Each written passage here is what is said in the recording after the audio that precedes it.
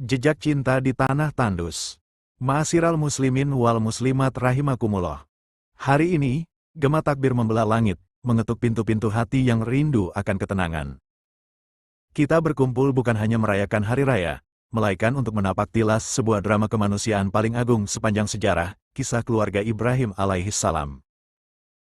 Bayangkan sebuah padang pasir yang membara, tanpa pohon, tanpa mata air, dan tanpa suara manusia.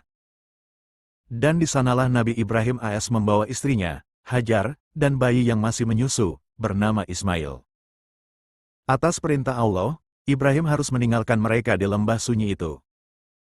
Ketika Ibrahim melangkah pergi, Hajar mengejarnya dengan cemas seraya bertanya, "Wahai Ibrahim, kemanakah engkau akan pergi? Apakah engkau meninggalkan kami di lembah yang tak ada seorang pun dan tak ada sesuatu pun ini?" Ibrahim diam membisu. Ia tak sanggup menoleh karena cinta manusianya bergejolak. Hingga akhirnya Hajar bertanya lagi dalam linangan air mata, "Apakah Allah yang memerintahkanmu melakukan ini?" Ibrahim menjawab singkat, "Ya." Mendengar itu, kegelisahan Hajar sirna seketika. Ia berkata dengan iman yang kokoh, "Jika demikian, Allah tidak akan membiarkan kami binasa." Inilah puncak penyerahan diri. Ibrahim pergi dengan hati hancur namun taat, sementara Hajar menetap dengan harapan yang hanya digantungkan kepada Allah Tuhan semesta alam. Ma'asyiral muslimin rahimakumullah. Tahun-tahun berlalu, Ismail tumbuh menjadi anak yang rupawan, cerdas, dan menjadi penyejuk mata bagi Ibrahim yang sudah renta. Namun, saat cinta seorang ayah sedang mekar-mekarnya, Allah menurunkan ujian yang seolah tak masuk akal bagi logika manusia. Lewat mimpi, Ibrahim diperintahkan menyembelih putra kesayangannya.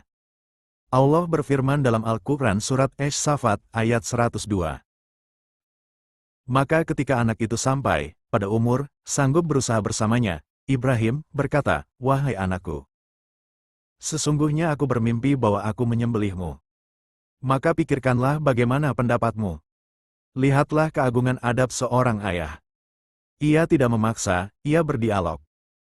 Dan lihatlah jawaban Ismail, seorang anak yang dididik dengan air mata kesabaran dan ketulusan seorang ibu yang bernama Siti Hajar di padang gersang."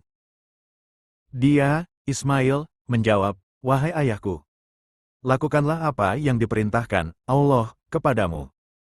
Insya Allah engkau akan mendapatiku termasuk orang-orang yang sabar."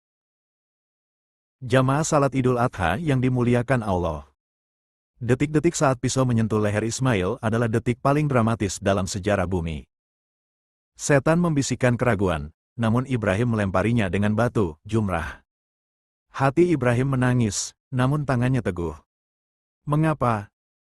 Karena bagi Ibrahim, perintah Allah adalah harga mati, dan cinta kepada Allah harus berada di atas segalanya. Meskipun itu harus mengorbankan anak kesayangannya. Maka Allah menggantinya dengan seekor domba yang besar. Allah tidak menginginkan darah Ismail, Allah hanya menginginkan penyembelihan, ego dan sifat keakuan dalam diri Ibrahim. Jamaah yang dimuliakan Allah, apa hikmah di balik peristiwa epik ini bagi kita yang hidup di zaman modern? 1. Pengorbanan adalah bukti cinta. Cinta tanpa pengorbanan adalah kebohongan. Jika hari ini kita berkorban hewan, namun sejatinya kita sedang belajar menyembelih sifat kikir, sombong, dan cinta dunia yang berlebihan. 2. Ketangguhan keluarga. Kehebatan Ibrahim tidak lepas dari dukungan istri yang tangguh, Hajar, dan anak yang solih, Ismail. Mari kita evaluasi, sejauh mana kita membangun komunikasi iman di dalam rumah tangga kita. 3.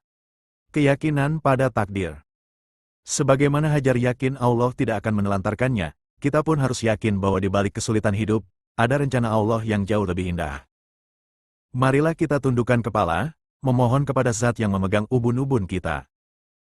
Ya Allah, di hari yang fitri ini, tanamkanlah di hati kami kesabaran seperti Hajar, ketaatan seperti Ismail, dan keteguhan iman seperti Ibrahim AS. Ya Rab, terimalah kurban-kurban kami. Jadikan setiap tetes darah hewan kurban yang mengalir menjadi penghapus dosa-dosa kami, dan setiap helai bulunya menjadi timbangan kebaikan bagi kami di akhirat kelak.